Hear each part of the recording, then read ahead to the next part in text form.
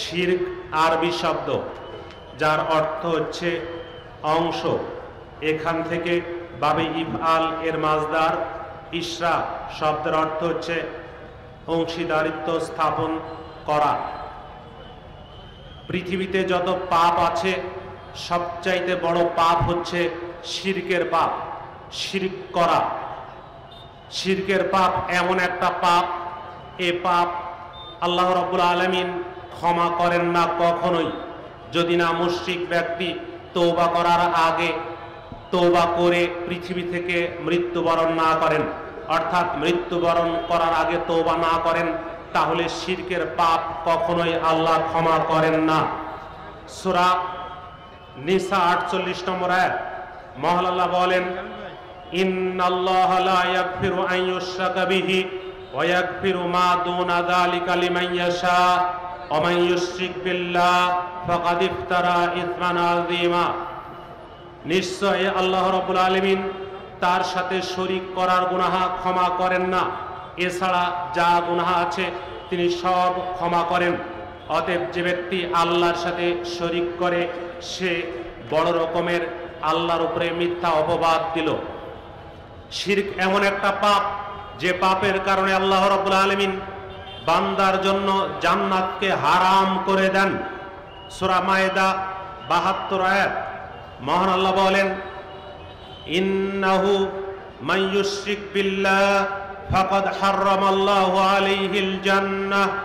নিশ্চয়ই যে ব্যক্তি আল্লাহর সাথে শিরক করবে আল্লাহ রাব্বুল আলামিন তার জন্য জান্নাতকে হারাম করে দিবেন। শুধু তাই না, ওয়া মাওয়াহুন নার, তার ঠিকানা হবে জাহান্নাম।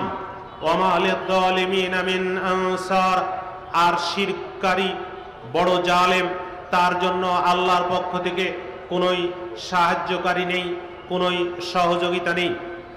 মনে রাখা ভালো, শিরক জান্নাতকে হারাম করে দেয়, জাহান্নামকে আবশ্যক করে দেয়। পৃথিবীতে এমন একটা পাপ, সহিহ মুসলিমের 93 হাদিস জাবের রাদিয়াল্লাহু আনহু বলেন, রাসূলুল্লাহ সাল্লাল্লাহু আলাইহি সাল্লাম বলেছেন, সেনতানে মুযিবাতানে, দুটি জিনিসকে আবশ্যক করে দেয়। ক্বালা রাজুলুন, এক ব্যক্তি বলল, ইয়া রাসূলুল্লাহ মাল মুযিবাতানে, কোন সে দুটি পাপ যে দুটি পাপ একটি অপরটিকে আবশ্যক করে দেয়? ক্বালা, একথা বলে রাসূলুল্লাহ সাল্লাল্লাহু আলাইহি ওয়াসাল্লাম বললেন, মাম্মাতা ইউশরিক বিল্লাহি শাইআন দাখালান নার, যে ব্যক্তি মরে যাবে আল্লাহর সাথে শরীক করে সে অবশ্যই জাহান্নামে প্রবেশ করবে। ওয়ামাম্মাতা লা ইউশরিক বিল্লাহি শাইআন দাখালাল জান্নাহ, আর যে ব্যক্তি মরে যাবে আল্লাহর সাথে কাউকে শরীক না করে সে জান্নাতে যাবে। এবার আসুন আমরা আপনাদেরকে সমাজে প্রচলিত কিছু শিরকের দৃষ্টান্ত দেই। এক, পৃথিবীর প্রাচীনতম শিরক হচ্ছে মৃত মানুষের পূজা করা, যা হযরতে নূহ আলাইহিস সালামের যুগ থেকে সমাজে চালু আছে। বলেন, যে ব্যক্তি কবরে মরে আছে, শুয়ে আছে, ওই মরা ব্যক্তি কি জীবিত মানুষের কোনো উপকার করতে পারে?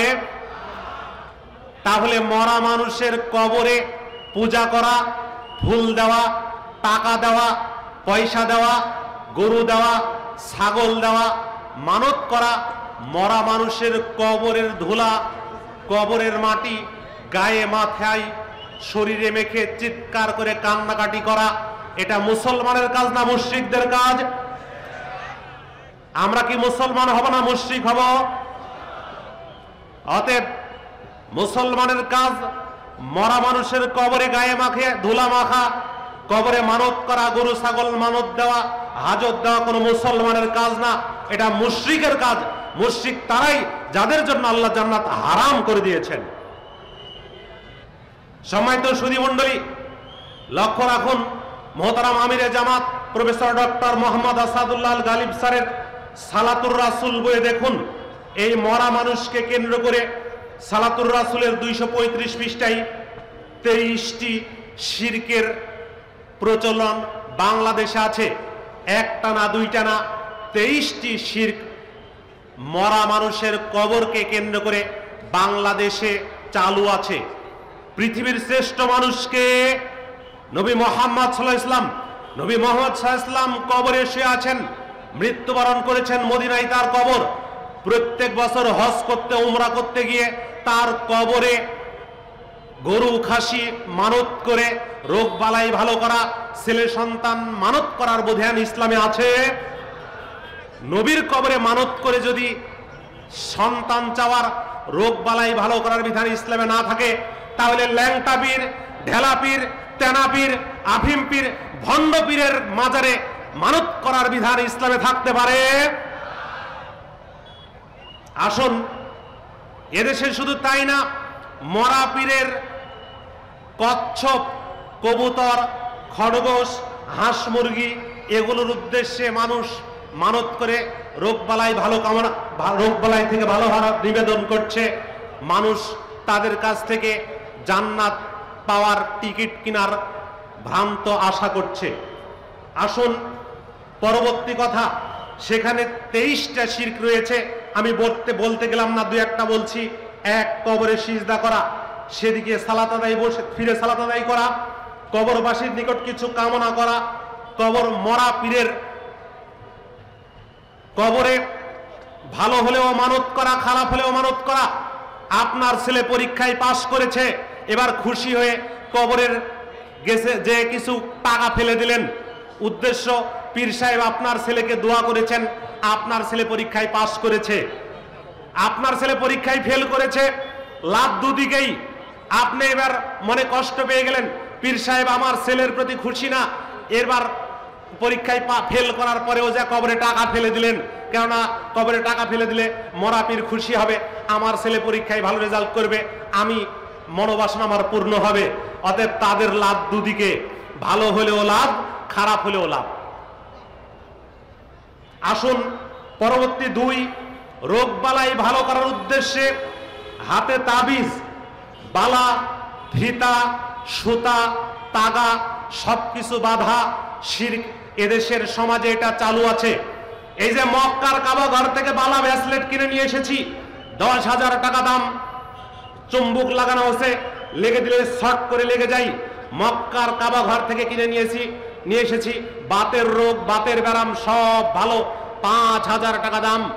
এই তাবিজ, বালা, ব্রেসলেট, চুম্বুক, হাতে বাঁধা, অষ্ট ধাতুর আংটি হাতে বাঁধা, এগুলো কি? এগুলো বাঁধা মুসলমানের কাজ হতে পারে না, এগুলো সব শিরক, অথচ সমাজে চালু আছে।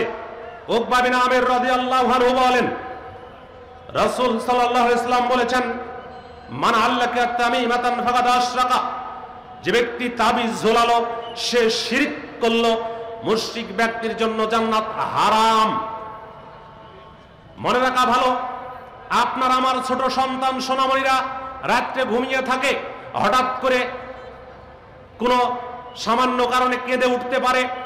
এবার পার্শ্ববর্তী বাড়ির আলেম সাহেবের কাছে গেলেন, আলেম সাহেব বলছে 3 তারিখে 909 টাকা লাগবে। 909 টাকা নিল, 3টা তাবিজ দিয়ে 2 হাতে 2টা, গলায় একটা বেঁধে দিল।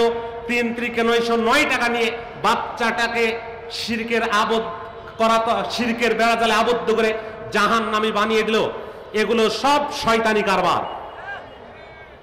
অথচ ওই ইমামের বলা উচিত ছিল, আলেমের বলা উচিত ছিল, আপনি আপনার সন্তানকে ঘুমানোর সময় আয়াতুল কুরসি পড়ে ফুঁক দিন, সূরা ইখলাস, ফালাক, নাস পড়ে ফুঁক দিন। সহিহুল বুখারীর 2311 হাদিস। আবু হুরায়রা রাদিয়াল্লাহু আনহু বলেন, রাসূল সাল্লাল্লাহু আলাইহি ওয়াসাল্লাম বলেছেন, কেউ যদি রাত্রিতে ঘুমানোর সময় আয়াতুল কুরসি, সূরা বাকারার 255 নম্বর আয়াত তেলাওয়াত করে ঘুমায়, ঘুম থেকে উঠা পর্যন্ত ওই ব্যক্তির মাথার কাছে আল্লাহর পক্ষ থেকে স্পেশাল একজন ফেরেশতা পাহারাদার হিসেবে দাঁড়িয়ে যায়। এই ফেরেশতাকে সরিয়ে দিয়ে শয়তান বসানোর কারখানা হচ্ছে তাবিজের ব্যবসা। সহিহ মুসলিম 780 নম্বর হাদিস। আবু হুরায়রা রাদিয়াল্লাহু আনহু বলেন, রাসূল সাল্লাল্লাহু আলাইহি ওয়াসাল্লাম বলেছেন, লা তাজআলু বুয়ুতাকুম মাকাবিরা, তোমরা তোমাদের বাড়ি ঘরকে কবরস্থানে পরিণত করো না। ইন্নাশ শায়াতানা ইয়ানফিরু মিনাল বাইত, নিশ্চয়ই শয়তান ওই বাড়ি থেকে পালিয়ে যায়। আল্লাযী তুকরা ফীহি সূরাতুল বাকারা, যে বাড়িতে সূরা বাকারা পড়া হয়, আয়াতুল কুরসি পড়া হয়, ওই বাড়িতে শয়তান থাকতে পারে না, ওই বাড়ি থেকে শয়তান পালিয়ে যায়। অতএব বাংলাদেশের প্রত্যেকটা ঘরে ঘরে যদি ঘুমানোর সময় আয়াতুল কুরসি পাঠ করা হতো, তাহলে বাংলাদেশের প্রত্যেকটা ঘর থেকে শয়তান পালিয়ে ভারতের পুতুলের পাছার নিচে আশ্রয় নিত। আসুন, 3,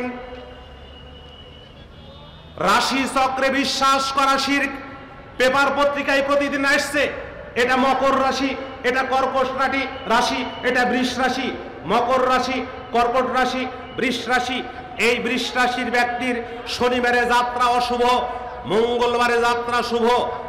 এইভাবে রাশি চক্রে বিশ্বাস করা শিরক। আসুন, সূরা ইউনূস 107 নম্বর আয়াত, মহান আল্লাহ বলেন, ওয়াইন ইয়ামসাসকাল্লাহু বিযুররিন ফালা কাশিফা লাহু ইল্লা হুয়া। যদি আল্লাহ তোমার কোনো অকল্যাণ সাধন করতে চান, আল্লাহ ব্যতীত তোমার কেউ উপকার করার নেই। যদি আল্লাহ তোমার কোনো কল্যাণ করতে চান, আল্লাহ ব্যতীত কেউ তা রদ করার নেই।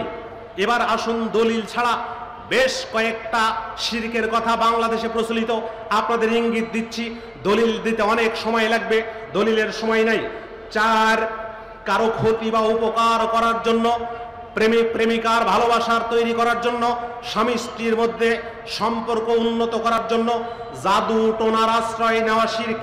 খাজা বাবার ডেগের খাবারে বরকত আছে, খাজা বাবার ডেগের খাবারে বরকত আছে, এই ধারণায় খাজা বাবার ডেগের খাবার খাওয়া শিরক। শিখা অনির্বাণ, শিখা চিরন্তন শিরক। মঙ্গল প্রদীপ জ্বালিয়ে অনুষ্ঠানের আয়োজন করা, কবুতর উড়িয়ে অনুষ্ঠানের শুভ কামনা করা শিরক। গায়রুল্লাহর নামে জিকির করা, নবী আউলিয়া গাউস কুতুব দরবেশের নামে জিকির করা শিরক। পীরের পায়ে কদম বসি করে পীরের গায়ের ধোলা নেওয়া শিরক। ফানা ফিল্লা বাকাবিল্লায় বিশ্বাস করা শিরক। গোলাম মুস্তফা, গোলাম নবী, গোলাম রাসূল, এই সকল নাম রাখা শিরক।